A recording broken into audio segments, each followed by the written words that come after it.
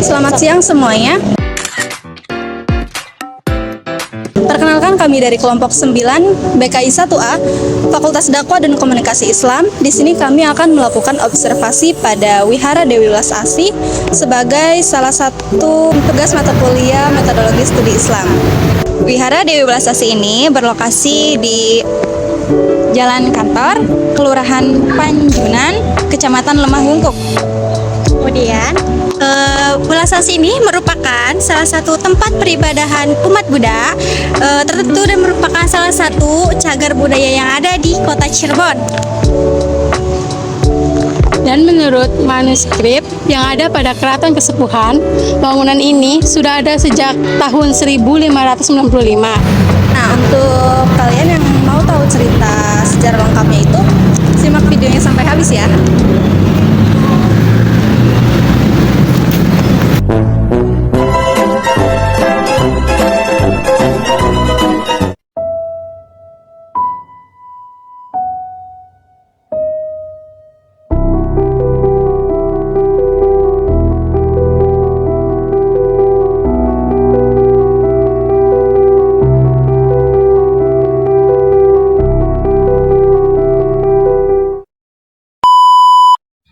Halo semuanya, sebelum masuk ke videonya, kami mohon maaf untuk di video bagian wawancara sedikit ada kerusakan. Terima kasih, selamat menonton.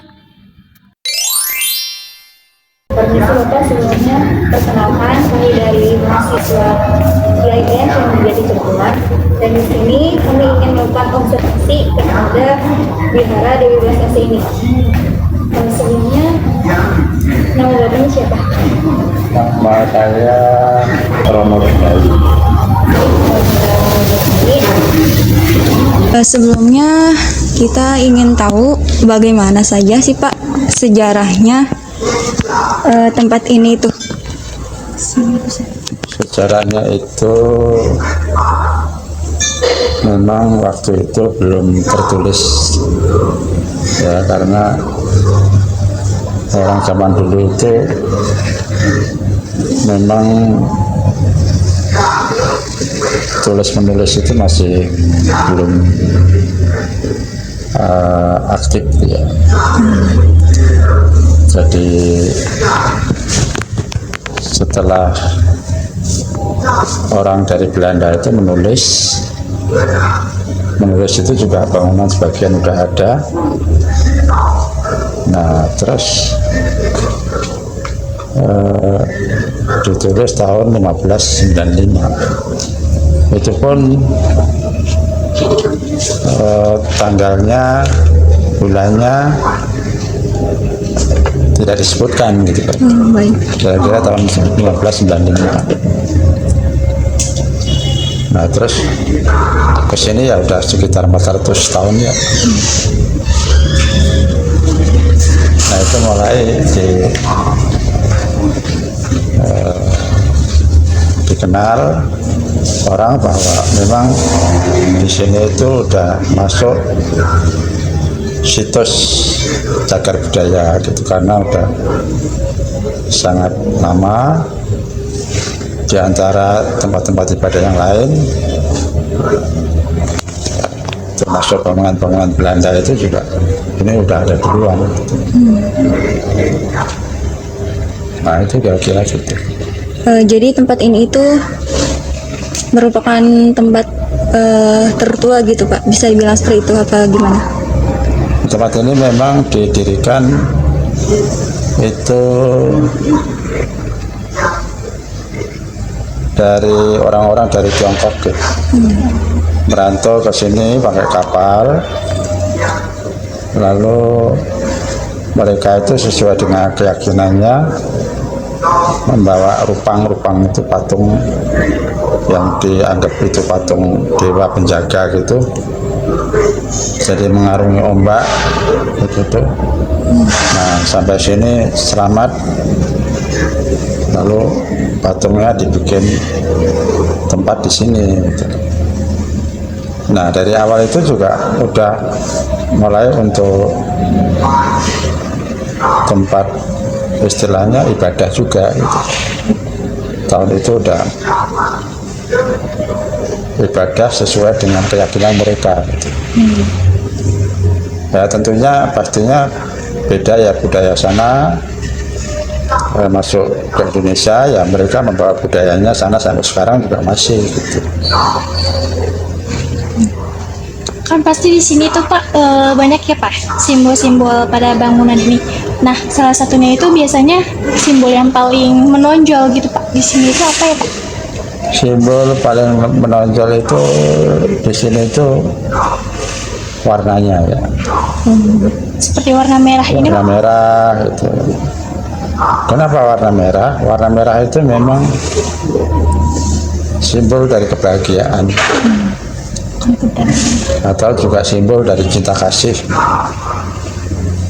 Makanya kelenteng kita itu dinamakan Welas AC karena tuan rumahnya itu perempuan di sana di tengah ini. Walaupun di sini yang datang belakangan, yang datang duluan, tapi yang menjadi tuan rumah Mak Pan Im. Mak Pan Im itu perempuan dan dia disebut Dewi Welas Asih. Seperti itu. Kalau misalkan Wihara Dewi Welas Asih ini sejak kapan berdirinya, Mbak? Ya tadi tahun 1595 ya. 1595 itu tertulis di dalam buku dan juga ditetapkan sebagai cagar budaya wihara yang tertua di Kota Cirebon. Itu udah mendapatkan pembinaan dari pemerintah apa Pak? Belum. Kalau dulu sih memang agama itu zaman itu kelihatannya belum ada terkoordinasi gitu ya. Mereka keyakinan masing-masing gitu. Lalu belakangan kan ada Kementerian Agama. Jadi mulai ada Departemen Agama itu ya mulai ada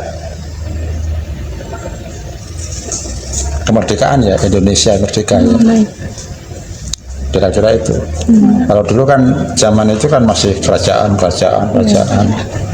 Sehingga agama itu ya dianggap hak asasi yang paling pribadi gitulah. Kayak kita punya keyakinan itu sebetulnya sih keyakinan itu privasi. Jadi kita yakin apa yang kita yakini itu yang kita anggap juga membawa keselamatan, juga membawa lancar segalanya. Karena itu mereka sangat tambah yakin gitu. Kalau di sini itu ada berapa altar sih Pak yang ada di dalam Wihara Dewi Welas Asih ini? Altarnya ada kurang lebih 18 ya. 18 altar. Ya, tiap altar itu ada nama-nama. Tapi yang semua itu yang diagungkan itu Dewi Kwan Im ya. Ada dewa kejujuran, ada dewa laut, ada dewa bumi, ada dewa langit, ada dewa akhirat, ada dewa untuk perdagangan, ada dewa dapur, ada dewa perbintangan, banyak, ada dewa kalau ada orang yang terganggu dengan makhluk-makhluk jahat gitu ya, ada juga untuk penangkalnya gitu. Ada dewa juga yang termasuk dewa katakanlah mengajarkan kebenaran gitu. Jadi kalau dewa-dewa itu kan memang istilahnya manusia yang baik, lalu dia setelah meninggal dipuja gitu, dipuja, lalu dibikin tempat untuk hormat gitu loh, sembahyang hormat gitu. Ya kan sekarang ya Pak ya, dunia itu udah modern. Nah, jadi itu peranan dalam Wihara Dewi Welas Asih itu buat zaman sekarang kehidupan modern itu bagaimana Pak? Sebetulnya kehidupan modern ini kita harus mengikuti, tetapi kita tidak meninggalkan budaya leluhur yang sudah ada, seperti toleransi beragama, moderasi beragama. Nah sekarang kan, kalau dulu kan nggak ada. Kalau dulu mulai zaman Republik ini, zaman Pak Harto ya, atau zaman Bung Karno, sejak ada Pancasila itu ya itu kita dituntut untuk melaksanakan Pancasila itu. Ya, itu adalah untuk mengikat supaya kita ini punya wadah untuk persatuan dan kesatuan seluruh bangsa Indonesia gitu loh. Nah, itu toleransinya dulu kan kerukunan intern umat beragama, kerukunan umat beragama antar umat beragama, kerukunan agama dengan pemerintah. Nah sebetulnya itu. Lalu sekarang kan dengan kerawanan-kerawanan sosial, dengan adanya munculnya orang-orang yang seringkali merasa benar gitu loh, akhirnya muncullah ada moderasi beragama.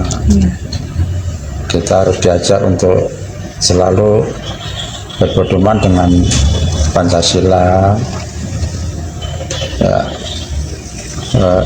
NKRI, lalu UUD 45 dan satu lagi Pancasila, Undang-Undang Dasar, NKRI, satu lagi kebinekaan. Iya, benar. Itu berarti singkatannya ya Bapak? PBNU. BPNU. Pancasila, Bhinneka Tunggal Ika, Undang-Undang. NKRI, Undang-Undang Dasar 45. Ya. Sebelumnya, apakah di sini itu ada tokoh-tokoh penting yang ada di tempat Wihara Dewi Welas Asih ini, Pak? Maksudnya tokoh masyarakat yang sekarang? Iya, seperti itu. Tokoh masyarakat yang sekarang ya ada, cuma memang hari-hari tertentu dia datang, jarang datang sih. Yang standby di sini ya ada mbak-mbak tadi, ada saya, ada tadi yang lewat tadi gitu.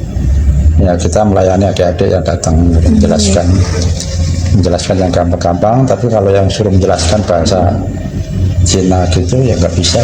Iya, Pak. Nah tapi itu masih ada orangnya yang bisa baca, bisa ngomongnya. Nah, kita nggak bisa baca dan nggak bisa ngomongnya. Di sini tuh kira-kira hari-hari besar yang hingga menjadi tempat ini ramai gitu, hari besar apa-apa aja? Sini ada kalau ulang tahun baru orang Tionghoa itu ya, orang tahun baru Cina itu namanya Imlek, rame. Terus penutupan tahun baru Cap Gomeh rame. Terus kalau kelahiran Mak Kuan Im juga rame. Terus apa namanya Waisak juga ramai. Jadi hari-hari besarnya itu pasti ramai. Oh iya. Jadi kalau misalkan di hari-hari seperti biasa ini, Ya bagaimana? biasa aja, baru Biasa aja. begini suasana sepi. Tapi tetap aktivitas bersih-bersih. Baik Bapak, terima kasih. Halo semuanya, selesai wawancara, kita diajak oleh Bapak Romo di Jenewi untuk berkeliling melihat altar-altar yang ada di Vihara Dewi Welas Asih. Tapi kita tidak diperbolehkan untuk mengambil video atau foto karena alasan tertentu. Terima kasih. Baik, teman-teman, seginilah wawancara dari kami dari tempat Vihara Dewi Welas Asih ini.